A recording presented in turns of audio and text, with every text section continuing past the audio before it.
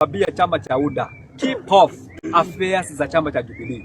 Mko na kazi kubwa sana ya kufanya. Mlidanganya wananchi Kenya mzima ya kwamba mko na agenda ya kupunguza gharama ya maisha, mkadanganya Wakenya ya kwamba mtawapunguzia taxes, mkadanganya Wakenya ya kwamba wao ndio wanaenda kutengeneza serikali ya hustler nation, lakini hiyo yote ilikuwa ni story za hekaya za wabunuasi.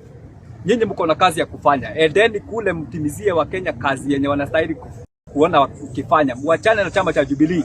Chama cha Jubilee, si kuna chama bigi sana katika nchi ya Kenya. Kwa nini chama cha Jubilee ndio mmeona tu mnataka kumaliza? Na tushajua agenda yenu na hatutawaruhusu hata kama nyinyi ndio akina nani. We are the members of the party of Jubilee na tutasimama kidete kuhakikisha ya kwamba chama cha Jubilee kimekita mizizi katika Mount Kenya region.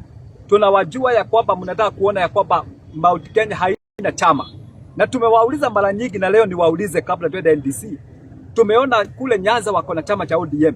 Western wako na chama cha ANC. Kule Eastern wako na chama cha Wiper. Kule Northeastern wako na chama cha UDM. Coast wako na chama cha PA. Rift Valley wako na chama cha UDA. Kwa nini Jubilee mnazuia ikuwe chama cha Mount Kenya? Tumekataa kubebewa akili na tunataka kuhakikisha ya kwamba chama cha Jubilee kimekita mizizi, na hapo ndio tuko. Na kwa hivyo ningependa kuuliza members wote ambao watapata nafasi ya kwenda NDC Nairobi, mjitokeze kutoka kwa kila county, tupatane Nairobi, tuende tuchague viongozi wapya wa chama ili tuweze kuweka chama chetu laini na kuweka viongozi ambao tunaowataka.